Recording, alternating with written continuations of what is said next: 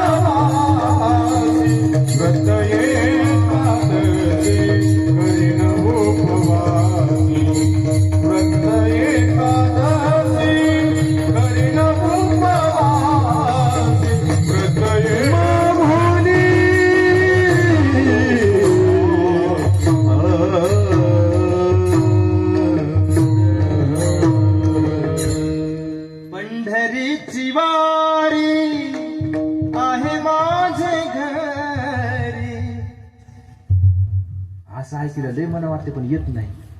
एक अडचण आहे का महाराज, लागली तळमळ व्यथा, तळमळ व्यथा, तळमळ व्यथा, तू काय म्हणे तुझे पाहावया मुख पंढरीनाथा, माय बापा कोण गावी आहे सांगा विठ्ठल, कोण गावी आहे सांगा विठ्ठल, कोण जरी असेल तावा तुम्हा नाटवाने देवा पाया देवताना, पांडुरंगा माया बाबा माऊली, काही गाव धुणे काही देश तुटे, पांडुरंगा माया बाबा करुणा करा, माया बाबा माया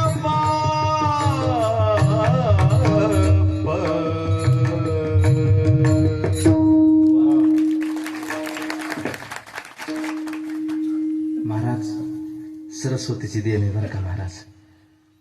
असं जर गायलं ना मला वाटतं इथं राहून पांडुरंगाला आळवता येतं महाराज, पंढरीत जायची गरज नाही. माझे गुरुवरे सांगायचे धुंडा महाराजांचा काकडा ऐकता ऐकता ऐकता म्हणे पीक सुद्धा रानातलं रोज गोबर वाढत होतं, पीक वाढत होतं गोबर. असं गायन ऐकल्यानंतर मला वाटतं धुंडा महाराजांचा तर आम्ही काकडा ऐकला नाही, पण अशाच ऐकल्या चाली ऐकल्या वाटते धुंडा महाराज देखील असंच गात असतील महाराज. एवढं गोड महाराज, एवढी प्रिय वारी असते महाराज वारकऱ्याला. किती प्रिय असते महाराज, आपल्याला जितकं संसारिकाला धन प्रिय असतं का तितकी वारकऱ्याला वारी प्रिय असते महाराज. मरता मरता आपल्याला धनाची काय असते महाराज, आशा असते. मरता मरता आपल्याला धनाचा लोभ सुटत नाही आणि वारकऱ्याला मरता मरता वारीचा लोभ सुटत. सर्व बावी लोब्यावडे धारा, सर्व बावी लोब्यावडे धारा, बावी लोब्यावडे धारा, सर्व बावी लोब्यावडे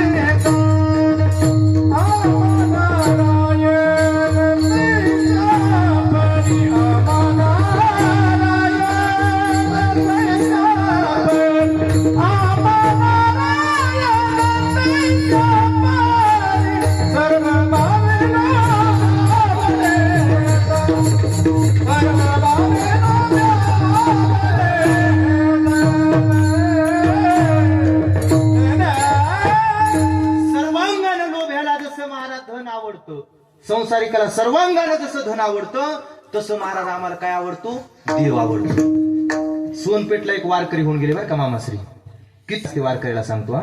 सोनपेठला एक वारकरी होऊन गेले, वयाच्या 96व्या वर्षीपर्यंत वारी केली महाराज. 96वी वारी होती जीवनातली. किती 96 वर्ष वारी केली वारकऱ्यानं. त्या अशी नाही आपल्यासारखी वर्षाला एकदा महिनेवारी वारी महाराज 96 वर्ष वारी केली. एवढ्या वाऱ्या झाल्या, मदन गुरुजी एवढ्या झाल्या, गुडघे बाहेर निघाले होते, पाय वाकले होते त्या वारकऱ्यांचे. आणि 96व्या वर्षी वारी करत करत पंढरपूरच्या जवळ गेले आणि 15 किलोमीटर पंढरपूर राहिलं होतं. आणि रात्रीची वेळ झाली, मुक्काम पडला एका गावात. आता 15 किलोमीटरवरती भगवंत आहेत आणि अलीकडे मुक्काम पडला. त्रिकाल संध्या केली महाराज. सायंकाळच्या वेळेला जे काही नियम असेल ते हरिपाठ वगैरे केला आणि जवळची भाकरी सोडी शिजवून खाल्ली, तिथंच आराम करायला लागले. मध्यरात्र झाली दूरचं सांगत ना मी, सोनपेठचं सांगतोय ना आपल्या जवळच्या वारकऱ्याचं सांगतोय. ऐका, मध्यरात्र झाली महाराजांनी त्या वारकऱ्याला झोप लागली, आणि झोप लागल्यानंतर काय झालं कुणास ठाऊक, झोपीत त्या वारकऱ्याचे डोळे रडत होते, डोळ्यातून खळाखळा अश्रू वाहत होते. जगाच्या मायबापानं पाहिलं, आजपर्यंत वारकऱ्याच्या डोळ्यात कधी पाणी आलं नाही, आज झोपीत डोळे का रडत असतील, इंद्रिय का रडतात. देवाने महाराज एका तरुणाचं रूप धरलं, वाटसरू म्हणून तिथं आले, आणि वाटसरू म्हणून आले, आणि त्या मध्यरात्रीच्या वेळेला त्या वारकऱ्याला उठवून सांगितलं, बाबा वाटसरू आहे, मी भूक लागली, काय मिळेल का खायला. वारकऱ्यानं जवळची भाकरी सोडून सांगितलं, दादा इतकं आहे ते खा. तेवढं खाल्लं, सांगितलं त्या वारकऱ्याला, तरुणानं, बाबा मध्यरात्री तुम्ही मला अन्न पाणी दिले, याच्या बदल्यात काहीतरी सेवा करेल मी, पाय दाबू का तुमचे, सेवा करू थोडी. त्या वारकऱ्याने सांगितलं, मी चतुर्थ आश्रमात आहे, आता सेवा घेणं माझ्याच्यानं पाप होईल, नको मला काही. नाही बाबा, तुम्ही मला अन्न पाणी दिले, मी सेवा करणार, तुमच्या ऋणात राहणार नाही. नाविलाजानं महाराज वारकऱ्याचा पाय त्यानं बळजबरी हातात घेतला, नाविलाजानं वारकरी शांत झालं. असा पाय हातात घेतला ना, तळव्यावरून हात फिरवला तर रक्तबंबाळ हात झाला महाराज, इतके पायाचे शिलके गेले होते, जिव्हाळ्या लागल्या होत्या तळपायाला चालून चालून. हात फिरवला की महाराज वेदना नाहीशा झाल्या, गुडघ्यावरून हात फिरवला की वाकडा पाय सरळ झाला. वारकऱ्याच्या लक्षात आलं, हा कोणी सामान्य माणूस नाही, विलक्षण याचा स्पर्श लागतोय, हा जगाचा मायबाप असला पाहिजे. पाय हिडकारून घेतला हातातून आणि विचारलं, कोण आहेस सांग, तू नेमका कोण आहेस सांग. त्यानं सांगितलं, वाटसरू बाबा मी. त्या वारकऱ्याने सांगितलं, राजा 96 वर्ष झालं वारी करतोय, या 96 वर्षात कधी वाटसरू मला इथं भेटायला आला नाही, आणि असा न विचारता कोणी सेवा केली नाही, कर म्हणल्यानं कोणी करीनं, आणि तू बळजबरी करतोय, नेमकं कोण आहेस तू सांग, माझ्या वारीची शपथ आहे, तुला कोण आहेस सांग. जगाचा मायबाप खऱ्या रूपात आला, सांगितलं, वारकरी बाबा मी भगवंत आहे, मी याच्यासाठी आलोय, आजपर्यंत तुमच्या डोळ्यात पाणी नव्हतं, पण आज तुमचे डोळे झोपीत रडत होते, का रडत होते हे सांगा. सांगितलं, देवा माझे डोळे याच्यासाठी रडत होते, आता माझं शरीर मला बोलतंय रे, माझं शरीर मला सांगतंय की मी पुढची वारी नाही करू शकत, आणि म्हणून माझे डोळे रडत असतील. कशामुळे सांगू का, कारण माझ्या पुढच्या वारीचं काय होईल याची चिंता लागली मला.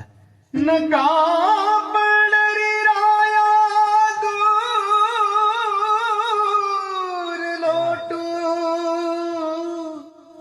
नका पंढरी राया दूर लोटू,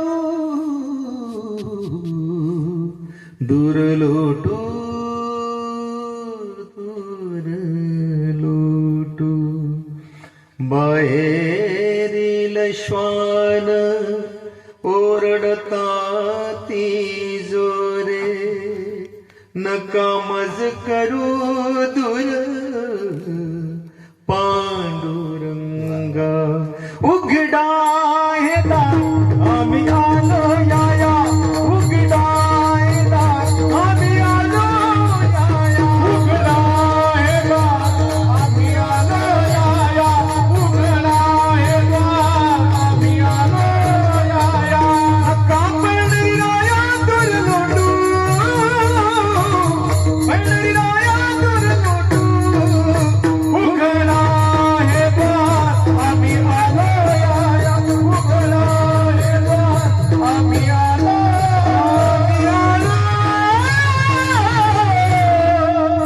आलो याया. शुद्ध भूमिया जावे घटनत यावे, शुद्ध भूमिया जावे घटनत यावे, शुद्ध भूमिया जावे घटनत यावे, शुद्ध भूमिया जावे घटनत यावे, शुद्ध भूमिया जावे घटनत यावे, शुद्ध भूमिया जावे. दौंडी पीठी भावे चोखा मेळा, दौंडी पीठी भावे चोखा मेळा,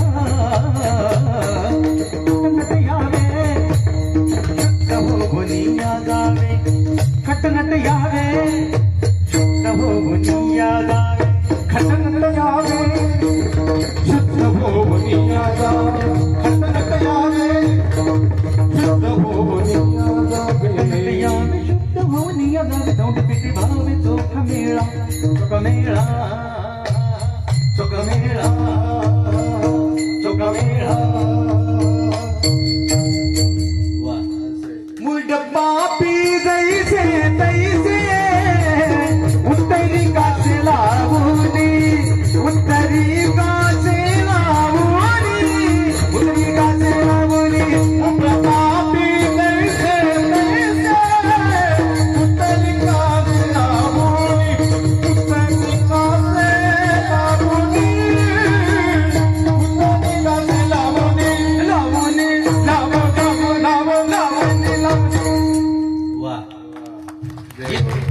तिखट नट नसतील महाराज ते, जितके चालीत तुम्ही आणि येईल कामा